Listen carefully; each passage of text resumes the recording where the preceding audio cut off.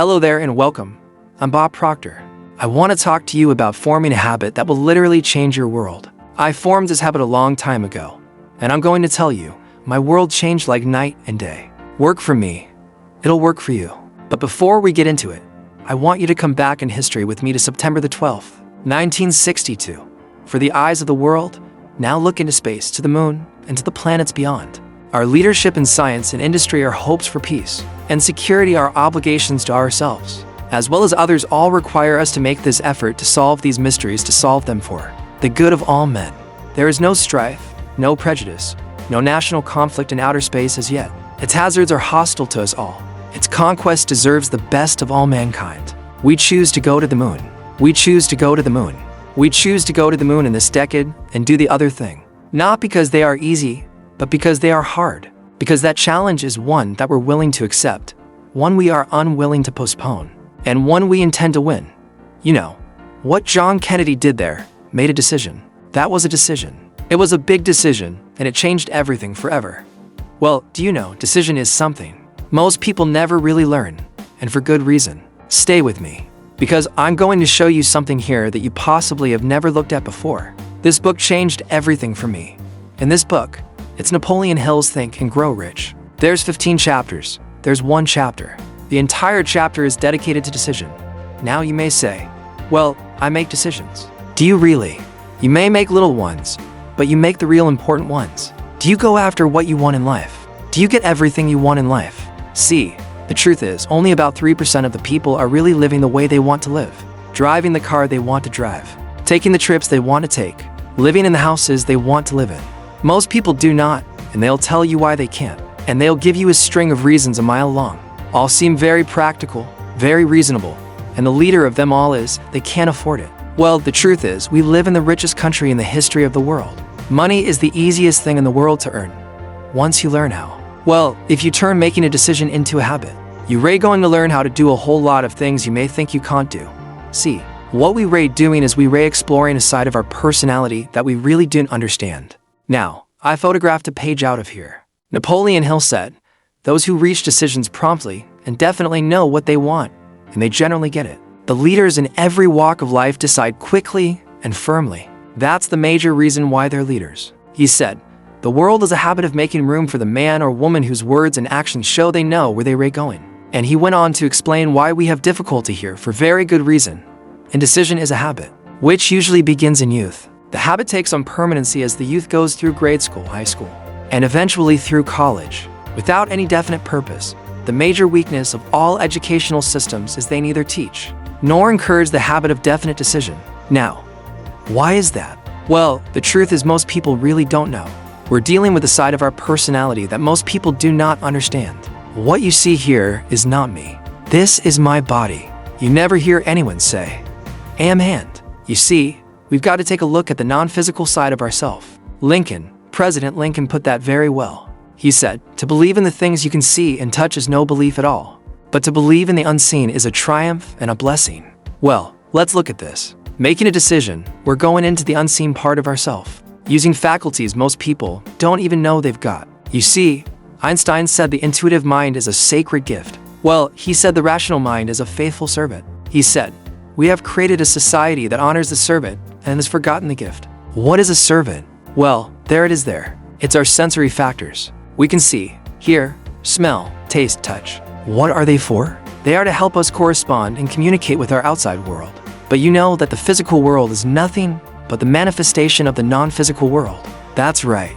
Here we've got something that's nothing short of a miracle when we look at it properly. This is a little cell phone. It has more power than the computer head that took the first rocket to the moon. Think of that. And I'm carrying it around in my pocket. I can touch a button and bang like that, send a picture to you, and you'll get it simultaneous with me sending it. How does all that happen? Well, it happens because we're dealing with the non-physical side of ourselves. We're dealing with just pure power. How do we get at that?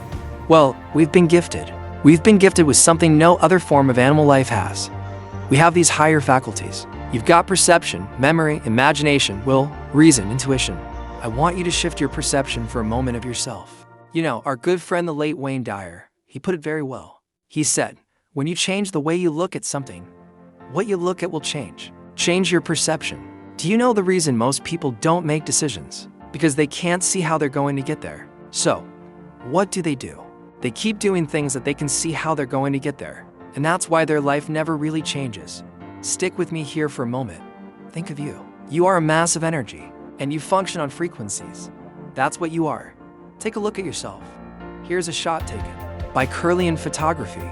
Semyon Kirlian was a Russian who perfected a form of photography way back in the early 30s. Now the photograph mass where you can photograph the energy leaving the body. There's a glow of energy around you. This physical thing we live in is a mass of energy. Well, we're going to be talking about the non-physical side. You see, a frequency is a level of vibration. Do you know vibration is a natural law of the universe? Everything vibrates, nothing rests. We live in an ocean of motion. Now, there's an infinite number of frequencies. Now, get this. Let all these lines represent levels of vibration, okay? Levels of vibration, as we said, are referred to as frequencies. You and I think on frequencies, the highest function we're capable of. Now, here's where you really want to pay attention. If you get this, if I communicate this effectively, your life can change, because it sure changed mine. We think on a frequency, and the frequency we think on dictates the results we get. So we're sitting here and they say, these aren't any results, but this is where I really want to go. And we point to a star. Somebody said, what do you really want? I really want to be wealthy. Do you know that most people never live the way they really want to live? They don't. They never live in the amount of money they can. They don't live in the house they really want to live in. They don't take the vacations they really want to take. Why? Because they don't know how. You see, when they set those targets, they look off into a space, and they see nothing. Now, look here for a moment. These lines represent levels of frequency, or you could say levels of awareness. But when we set the target way up there, it's all gone. We don't know how to get there. Think of that. Think of what Steve Jobs says. You cannot connect the dots looking forward. You can only connect them looking backwards. So, you have to trust that the dots are going to connect as you go ahead. Now, that's pretty big. If you're going to look at the unseen, you have to use the higher faculties. That's what Einstein talked about, the sacred gift. We can use faculties to look into the future. We can go into the future with our imagination and see ourselves where we want to be a year from now, and then bring that into the present and begin acting like the person we want to become. So let's go back and look at this again. We'll say, that's where I want to go, and I'm going to get there. Now, we do make decisions, but then we say, I'm not going to start yet. I'm going to do that as soon as I get the money. I talked to a young couple. In fact, I wrote about them in a book, Pat and John. I sat with them in a hotel in Toronto, and they said they wanted to buy a house. And I said, well, go on out and buy one. He said, we can't buy a house. We haven't got any money.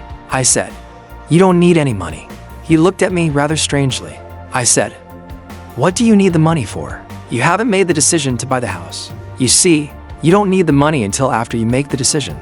A person will say, I want to take a trip, and I'm going to go as soon as I get the money. You don't need the money to make the decision to take the trip. I'm going to start my own business as soon as everything's right. Things are never going to be right.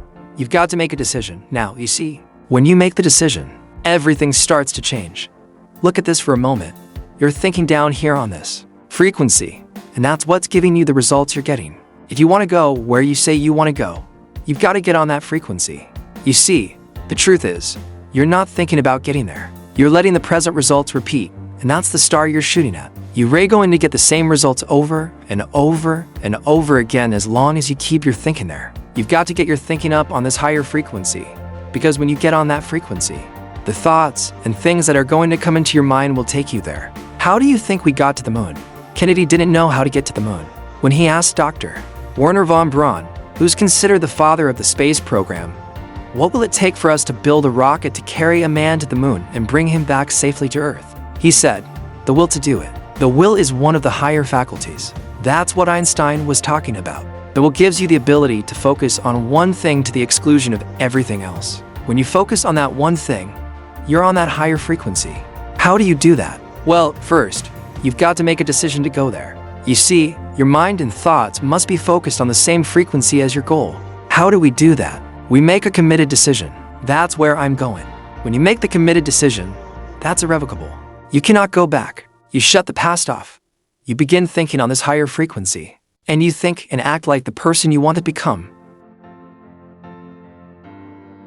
That's what Sir Edmund Hillary did. I had the good fortune of working with him. He was a beekeeper from Auckland, New Zealand. He was the first person to ever climb Mount Everest. He didn't know how to get to the top of that mountain until after he got there. He trusted in the image that he held in his mind. You've got to trust in the image you hold in your mind. You've got to think like the person you want to become. It takes a decision to get up on that higher frequency. And the second you make the decision, everything starts to happen. You've got to believe you can do it. The moment your belief matches with any state, the higher frequency is the state. The moment your belief matches with any frequency, you fuse with it.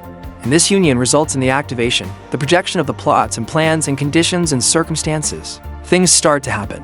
Think about it. You're going to a dance. You need the new dress. You make a decision. You don't know where the money's coming from, but you've got to have the dress. You get the dress. You want that car. You make a decision. You get the money. You get the car. The moment your belief matches with any state, you fuse with it, and this union results in everything that happens. Now look at it. This new state of conscious awareness becomes your home from which you view the world. You're operating on a different frequency. Don't expect a lot of support from the people around you. They don't know what you're doing. They probably think you've gone a little crazy, but listen in your workshop. And if you're observant, you're going to see your outer reality shaping itself upon the model. Do you want to know the beautiful truth? This works like unadulterated magic.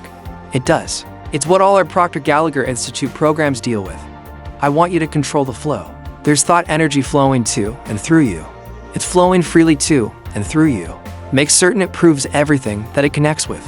You've got all of this power locked up within you. Utilize it. Go after what you want. Quit going after things you already know how to get. There's no real gain in that. Don't compromise. Go after what you want. It's not that easy, but I'm going to tell you something. It sure is worth it. Turn decision-making into a habit. And when you do that, everything changes. See, I didn't go back to school. No formal education. I didn't gain any business experience. I made a decision and bang, away I went. And everything started to fall into place. I opened offices in different countries, in different cities. There were all kinds of money. I had money coming to me while I was sleeping. And so can you. In fact, you turn this into a decision. You can earn more money when you're sleeping than you'll spend when you're awake. Decision will change your world.